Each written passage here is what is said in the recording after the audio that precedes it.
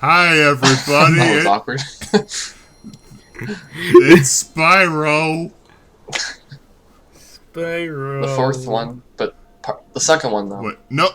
Thank God we're not doing the fourth Spyro game. Not yet, anyway. The fourth one, but the second one. The fourth one of the second one. I'm gonna have to enter the Dragonfly eventually. Okay. You know, I'm actually really happy that Crash 4 is called Crash 4 because I ripped that title away from Wrath of Cortex, and that means that Spyro's probably going to do the same thing. So, oh yeah, we're doing the water level. Oh, actually, this is a great level. This is my favorite level of the first section because water levels are good in these games. For reasons that we already saw though. So, yeah. I mean, it's not a bad level. It's just I don't know. I still don't think it's, like, that exciting. Dude, you get to, like, fly around and stuff. It's basically flying in this game. Oh, you're talking about when you get to, like, the top part of the level. Yeah, like, okay, the whole gimmick of this level is, Aquaria Towers is supposed to be full of water. It's not, so throughout the level you find these buttons that fill up the place with water, slowly over time. And by the end, the whole thing is filled with water, and it's a lot of fun because the swimming controls in this game are fun. And yeah, again, this is my favorite level of the first batch. Also, the music's really good. Yeah. Well, I prefer the original. I do like the song. I prefer the original song, but still. Are there any songs in this like rendition of the game that you like over the original? Colossus. Okay. That's the only one that comes to mind, if I'm being honest. Mm. The remixes aren't bad, I just feel like they don't pack the same punch. Like, they just seem like, I don't know, tamer? I don't know how to word it, I'm not good with music. Mm.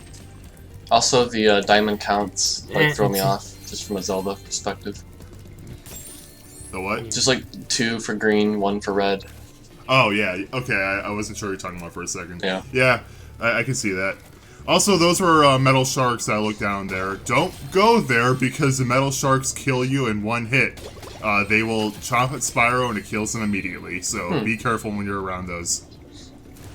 Yes, avoid the Terminator sharks. Anyway, filling the place with more water. Yeah. Yes. You are helping these people. Right? Okay, what a design. Yeah, they're fish. Yeah, they're literally drowning. They're literally air drowning because they need water. It's like leaving the upstairs shower on. Right. But this area is completely like secluded in walls and stuff. How do you? I'm stupid. Never mind. The ending isn't. Never mind. Disregard what I said. Okay. Also, the crab's death animation is really messed up. They like fall into pieces. Oh, yeah. Like you saw the body fly forward there. It's kind of dark. The robots, though, right? They have no feelings. No, those are real crabs. Oh, well, never mind. The only robots here are the sharks.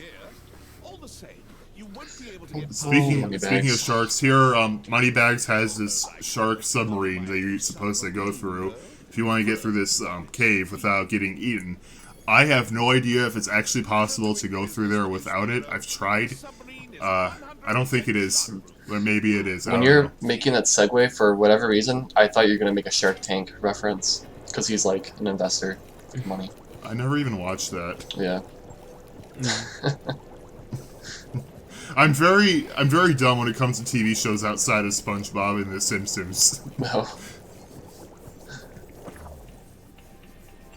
Yeah, I know some TV shows because I've been watching a lot of Penguin Zero or whatever his name is in YouTube Moist Critical. Yeah. Anyway, yeah. You watch like a lot of like those ABC reality dramas and whatever. Yeah. All right, now really stupid. Now all of Aquaria Towers is flooded, except the area Moneybags is in. Unfortunate. I was hoping he would drown. If only he didn't sell you that submarine. Really could have used it. So yeah, the whole point in this level is like the seahorses were not having a good time. Now they are, so all is good in the world. Got the talisman, but we still haven't explored the entire level because there's this thing up here which I will not go to because I'm doing something else apparently. Well, Never mind. I recorded this a whole day ago. I don't remember. Okay, so what I am doing here is throughout the level there's seaweed that you can burn. If you burn all of it, you get a skill point. It's that purple seaweed there. And also I need to go back to destroy these sharks so I can get the gems down there. How would you even know how to do that? I mean, it's a super powerful flame attack. It's easy to figure out. Oh yeah, but like to destroy every single one of them. Why would you not? They're insta-kill. Oh, I don't know. Like if I didn't get anything out of it. I thought you were talking about I thought you were talking about the shark for a second. No, I meant like the seaweed. Like why would I bother them if I didn't know it? To go do it. Again, when you beat the game, it tells you what all the skill points are. Spyro 1 was like this too. But then what's even the point then? Like why go back? You still have to do them. You still have to do them. It takes skill to do it. Yeah, but by the time I beat the game, I'm done. I've put the game in the box and gone about my business. Well, can't you say it about literally anything though? Like, why would you go for all the gems? Because when you beat the game, you're done. Why would you even put the game in the console? Why would you even plug the console in just at that wasting point? time. Like Jacob, you're really asking why would you play more video game? I think I meant in the sense of, I don't know, like, after you beat the game, it's like, oh, by the way, here's objectives that you could have done, but we didn't bother to tell you until after beating the game. You get more stuff for doing it. So if you want to see everything, you have to do all the skill points. And to be fair, stuff like that was made in older games like this, as a way to give more stuff to do in the game. I mean, yeah. I just think it would have been cool if it wrote it in. You have to think of the demographic at the time too, because it was kids playing the games where they can't afford to get the new game. Which gives it all the more credence to be like, hey, those seaweed perches sure look fishy. Wonder what would happen if you destroyed all of them. I don't know. Oh, okay. Yeah, I get what you mean. I mean, can't you say the same? Yeah, you can say the same thing about achievements in general, though, because these are basically just achievements. Oh, okay. Yeah. Well, then never mind. It's all for points. Anyway, I didn't get to say this because we got too distracted with that, but Spyro looks really cool with the super flame ability when he's underwater. I'm not sure why he looks like that, but it looks cool, so whatever. Anyway, I didn't know this until recently, but there's a YouTuber, Canadian guy A, who recently talked to some of the original Spyro devs, and they said that this area right here is actually a repurposed area from Spyro 1 that went unused. There was going to be a water world in that game, and this was going to be the boss arena. That's cool. Huh. I would assume they changed it a lot since then, because I feel like this area is too big for just a boss, but still, that's cool. Wonder why they had to cancel it. Maybe they just Time couldn't get it to Spyro be running stable. All 3 Spyro games were rushed. Yeah. They were all made in under a year, and Insomniac was a very small team at the time. Honestly, it's kind of a miracle how good these games are. Apparently, the original Spyro games don't have that much unused content, because if they didn't really have time to really think things through, if they had an idea and took the time to implement it, they wouldn't really have the time to take it out. So I'm kind of shocked how good this game is. Any of these games, because they are very rushed. Well, I guess it comes down to just the ideas the developers had, just being good ideas, or decent ideas. Yeah, but generally, a lot of ideas in games that, had time, they go unused because the developers, decide, you know what, maybe this isn't that great for this game, or whatever, but Insomniac didn't have that luxury. Yeah. Well, I just meant, the developers just had a good, I don't know, the ideas they had were, good, on the face of it, you know? I agree, I'm just, pointing out how, crazy that is. Yeah, that is crazy. Yeah. Hunter, what are you doing down here? No snorkel? How you breathing? He's an aquatic, what, leopard? I think I'm actually not sure. I think he's just a tiger. Okay.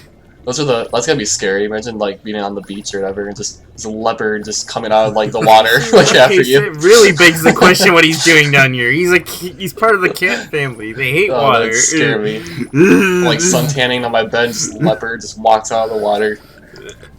Imagine you're like swimming and you get like your leg gets mauled by a leopard.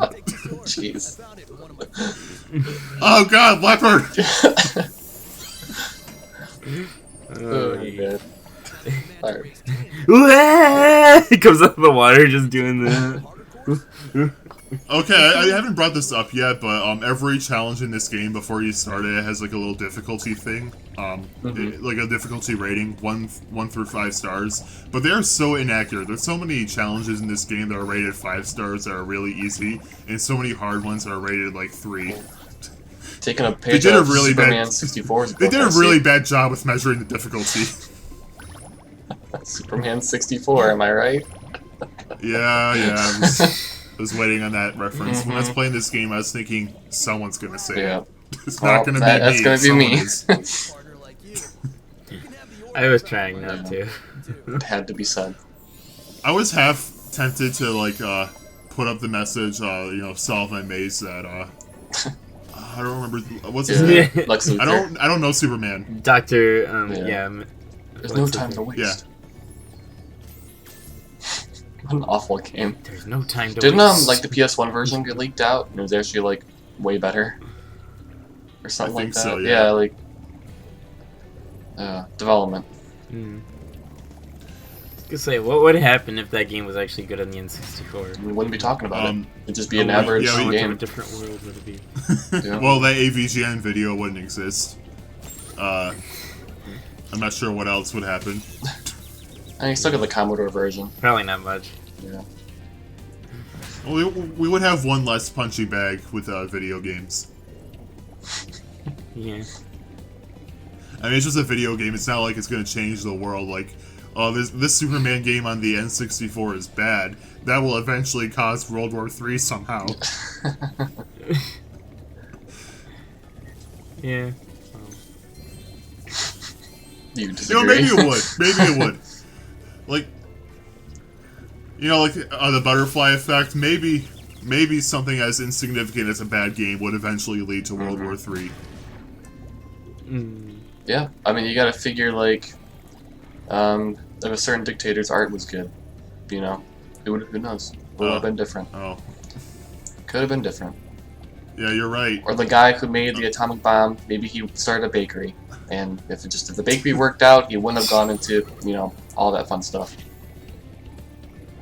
So what you're saying is theoretical physics. No. So what you're saying is the Superman 64 devs are going to make, like, I don't know, a gun that shoots out chainsaws and is going to massacre like half the human population one day. If the game was good, is that the premise we're going with? No. I mean, like, no, if it was bad. Like, in our reality where it's bad, they're going to eventually do that because clearly they can't make a video game. I'm sorry, I might have misspoke. After like 20 years, after making it, it's finally kicked in. What if, like, this whole time they somehow didn't know that everyone hates it? Like, the people around them were, like, keeping them, like, holding up this facade that Superman 64 is, like, one of the most beloved games on the console. Just to protect them.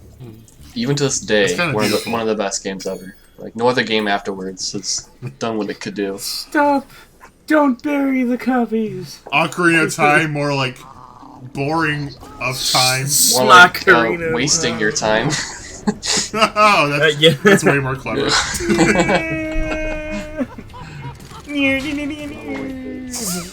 Why didn't we get that on 3DS for a 3D remake? All the other N64 games got it. By all, you mean like 3. I know. Just go with it. Collecting rings in 3D. Well, Majora's Mask has a mini game where you're like racing this beaver through rings. So there you go. There's your Superman 64 on 3DS. Yes. I mean, I guess you could watch like a video on the web browser through the 3DS and like get that feeling. Remember how you can actually watch 3DS like 3D videos on YouTube on the 3DS? That was really cool. That was Is that still a thing, or like, how did it even work? You had to watch it through the browser on the new 3DS. I don't know if it actually worked in the YouTube app. If it did, well, let's just continue. The YouTube app, yeah, speaking of Superman 64. Anyway, if The YouTube app on 3DS is going away, so yeah. Yeah. Oh well. Yeah, it was there. Okay, so these are speedways. If you've seen our Spyro 1 playthrough or our culture person that plays Spyro, you will recognize these. Oh, I see. Basically, you have like a certain amount of time to destroy all this stuff. Each thing you destroy gives you a little bit more time. They're fun. The ones in this game are a bit more linear than Spyro 1, so I actually prefer the ones in Spyro 1. And I missed that guy in the boat somehow.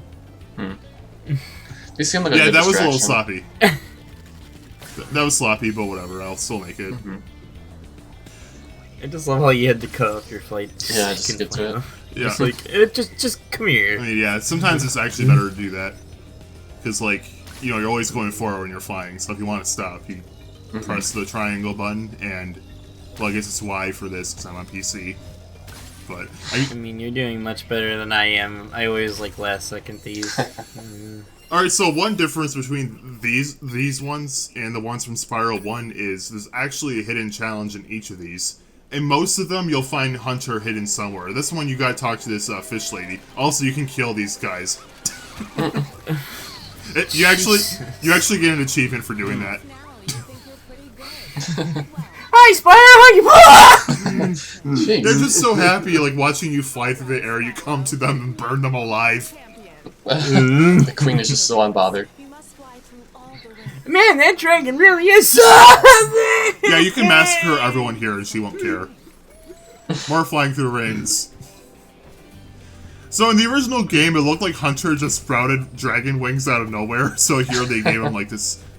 it's not really a jetpack, I don't know what else to call it. But yeah, the original game was so weird. Like, oh, Hunter has wings now, I guess. It's got a weird Also, route going, but okay. The game calls this a race, by the way. It's not. That's very misleading. You just have to go through all the rings Hunter goes through. I don't even think you can beat him. So, yeah. I can see the fact that this is called a race in game. The source of a lot of frustration for people, thinking they have to get ahead of him. I legit would have thought that was a race and try to beat him. Yeah, it's not. Okay. I don't like that. I wish they changed that for the remake. Like, they changed some of the other dialogue, but not that. Somehow bumped my head on the ceiling. The light, the race. sun. My eyes! Spyro needs to wear those cool sunglasses. Oh, that is a cheat code in this game. Does it do like a Mario Sunshine-esque you thing can where it get like to dims the this. screen? No, I'm happy it doesn't. I don't like that effect. No. I would wear them a lot more if it didn't have that effect.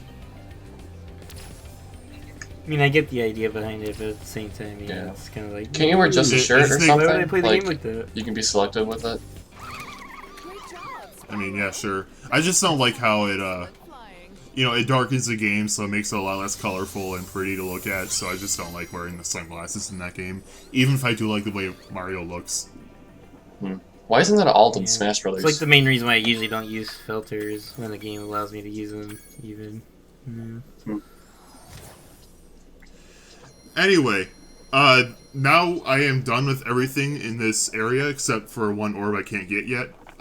So, off to the first boss fight. And, believe it or not, the bosses are actually, you know, a threat in this game. Unlike the first one.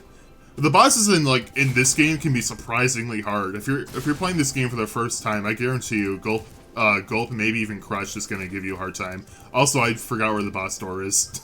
I don't remember it being too bad. Crush isn't that bad, but Gulp, my first time playing this game, I died like 4 times before I actually beat him. I do think they made him easier in Reignited, though, I'm not sure. Yeah. Also, Seems to be a reoccurring theme. yeah, most things are made easier. So here, Alora is explaining how Ripto came to Avalar. So this is a flashback. So they did it. Yeah, So the they were professor the was bad experimenting guys. with a portal, and he accidentally let Ripto in. Ripto decided, hey, there's no dragons here. I hate those things, so I'm gonna go take over everything or whatever. not those exact words. Because I'm evil? Yes. It's never explained why Ripto hates dragons, but he does. I love how angry this guy is. It reminds me of Plankton, how he's like this really tiny, angry person. So why can't either of you?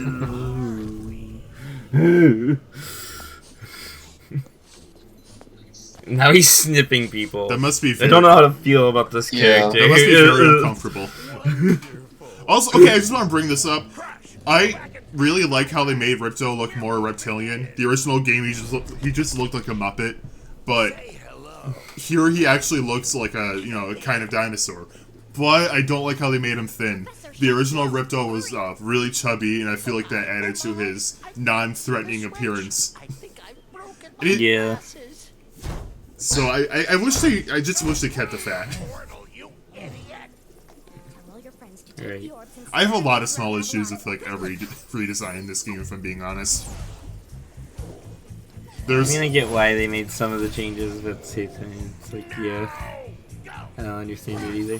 There's a lot of people. But I do know what you're saying about Fat Ripto. I do miss Fat Ripto.